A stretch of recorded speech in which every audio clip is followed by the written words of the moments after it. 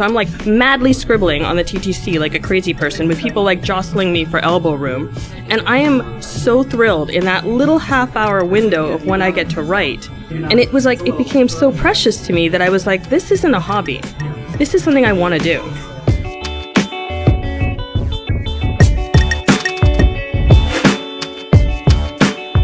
That is Angela Misri, and this is Tiny Conversations. I'm Brian Colley.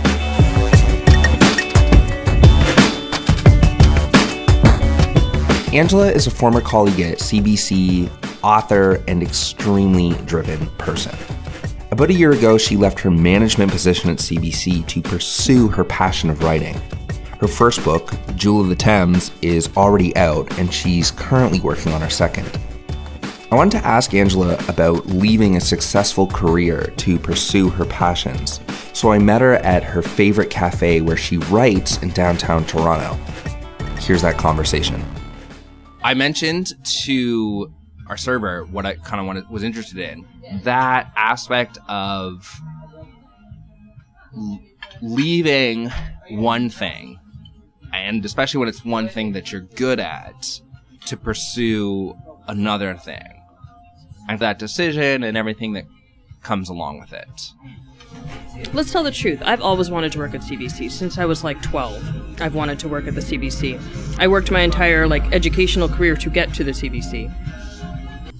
When I started writing these books, I was a manager by that point. I'd progressed out of producer, out of senior producer, and into management, which meant that I was doing way more strategy than creative stuff, which is fascinating, absolutely, but obviously left a hole in my brain for needing to do creative stuff, which is, I'm sure, why I started writing books. I've always written. I've written poems. I've written, short stories. But I'm positive the book came out of filling a need. It's once I stopped producing and started managing that I was no longer being as creative as I knew I was. So I started writing these books. I wrote 3 books in 2 years. That's about 300,000 words or so. And sometime around March of 2013, I just started feeling like this wasn't a hobby anymore. Like this was actually something I was looking forward to doing every day. And I should describe how I was doing it. So I work 9 to 5 like everyone else, usually 9 to 6. But the point is, I was writing books in Moleskine notebooks between 8:30 and 9 on the TTC ride in, and then between 5:30 and 6 on the TTC ride home. So I'm like madly scribbling on the TTC like a crazy person with people like jostling me for elbow room. And I am so thrilled in that little half-hour window of when I get to write. And I'm waiting for my son to go to bed. He's 10 at this point. And then again, I get another little half hour of time between when my husband's going to want my attention. And it was like, it became so precious to me that I was like, this isn't a hobby. This is something I want to do.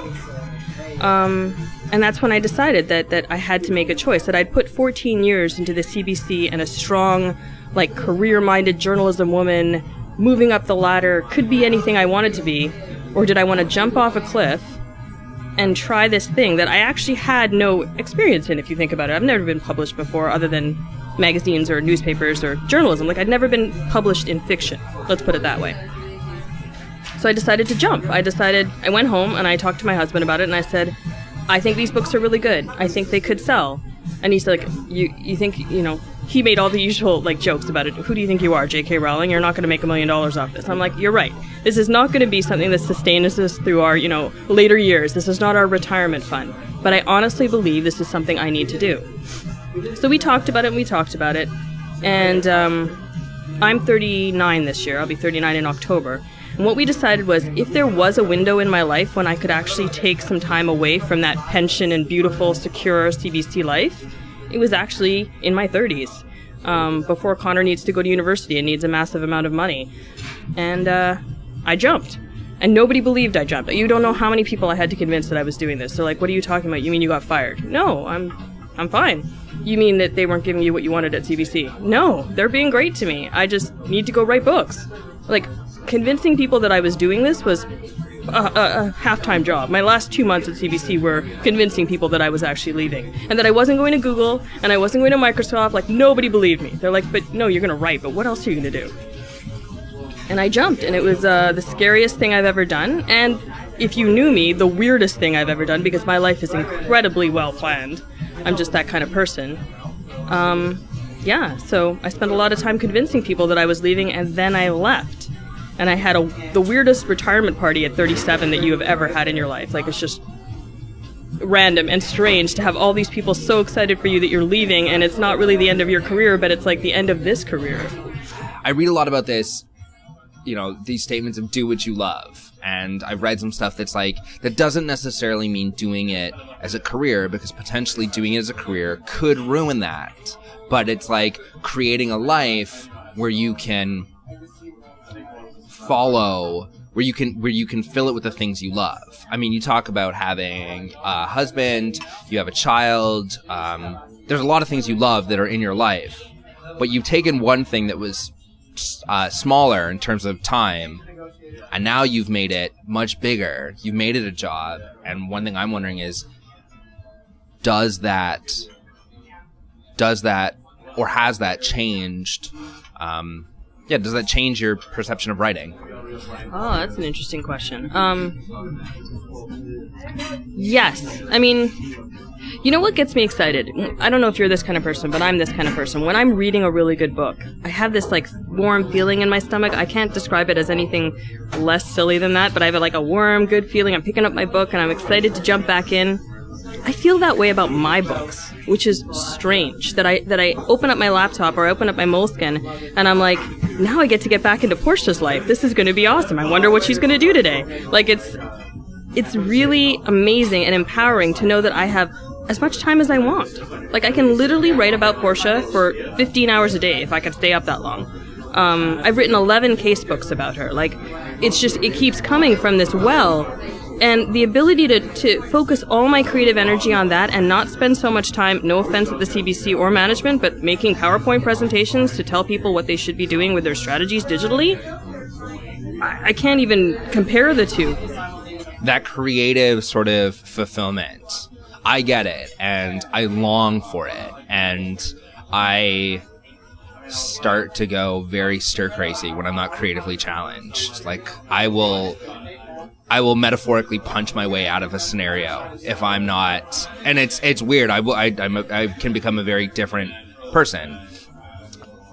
At least for me, I try to make sure that I'm very thankful and appreciative of this opportunity. And so, for you, I'm wondering what your thoughts are on that and this idea of like almost creative privilege. Oh God, yes. I'm in a position that I can do this. There's a reason I am able to jump off a cliff. I didn't get a paycheck in the summer, like the entire summer. I was June, July, August. I just did not make any physical money. There was no money, and that is the strangest thing for a woman who's always worked. Like, I've worked since I was 22, literally. And before that I worked, obviously, but I went to school. The idea that I am able to do this at this time in my life, it is partially luck and partially privilege. It absolutely is. My husband is able to support me in those 3 months that I made no money. My husband, I think a few times was like, are you sure? Because he was worried. I mean, he knows me the best, right? So he's worried that he's only ever seen the side of me that's always worked and been ambitious.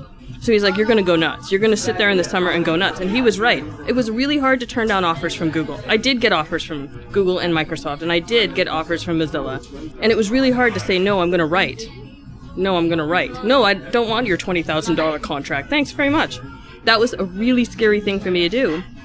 And I'm lucky that my husband was one of the people that was like, when I would come home and be like, oh, I just got offered this contract for like $5,000 for a week. And he's like, you quit your job at the CBC to write. If you go back and do the exact same thing you were doing at CBC, what the heck was the point? So I'm very privileged in many ways, financially, emotionally, that I'm at this point in my life at my age. Like, I couldn't do this at 22. Like, there's all kinds of things I'm lucky to have that a lot of people don't. A lot of writers don't have this. It's really good to hear that you recognize that. I think that's really important. I think that'll keep you very grounded. The fact that you're waking up and you're going, I'm excited. That's a great feeling. That's something I wish everyone could experience. And I think it's important that maybe we get to a place in our world where everyone does have that. Can I just say Yeah. that there are a lot of people that could do this that don't? Yeah, that's kind of what I wanted to get to. Like, people who maybe are on the fence about something, or just are kind of like, you know what, I don't know what I need to do to get to that, but I kind of want that feeling. Yeah, well, what would you say to them? You don't have a million years in front of you. I have 50 years in front of me, probably, right? I have a limited amount of time in which I can actually enjoy what I'm doing. If I spend 14 years doing something I love and then I'm done, that's okay. You don't have to feel bad. And this is also a window. It could be that, like I'm saying, when Connor's 17 or 18, I'm going to need more money to put him through school. I'm going to need to build up a cash flow again. This is a window of opportunity that I don't think a lot of people take. And one of the problems with CBC is it's so comfortable. And I think that limits so many of our creative people that they don't want to take that leap. They want to consider financially, how could I do this? I'm not saying everyone can do this. A single woman living with a kid, you're not going to be able to jump off CBC because it is a paycheck that you need to put your kid through school. I get that. But if you could look at your finances and say, okay, maybe this is the year I could take a couple years off and do something I love, you should look at it. Don't be scared to look, at least. And the other thing I would say to people is, you gotta want it. Like, it's gotta compel, like, you gotta feel the passion for it. And I think you do. I think I see that in you. I see that in a lot of people that I've, connected with at CBC and otherwise. That you gotta have that drive. Because if you do quit that job and you go home to write and then you don't, holy crap, I don't know what I would do. I don't know what I would do if I'd quit my job and I'd gotten home and I actually didn't write. I think my husband would have lost it. I think I would have lost it. Like, you gotta have that drive to know, no, I'm gonna put everything that I'm talking about, here in my body that wanted to get out of CBC and write, I've gotta put it all towards writing. I've gotta put it out there.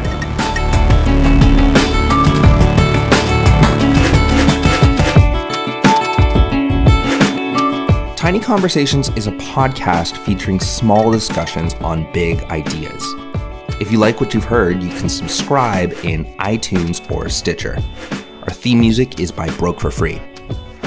You can connect with Angela to learn more about her writing and thoughts on digital culture by following her on Twitter at... You can connect with Angela to learn more about her writings and thoughts on digital culture. You can connect with Angela on... You can connect with Angela... You can connect with Angela to learn more about her writings and thoughts on digital culture by following her on Twitter at Karmic Angel. That's Karmic with a Karmic Angel. I tweet at Brian Colley. Thanks for listening. I tweet at Brian Colley. Thanks for listening.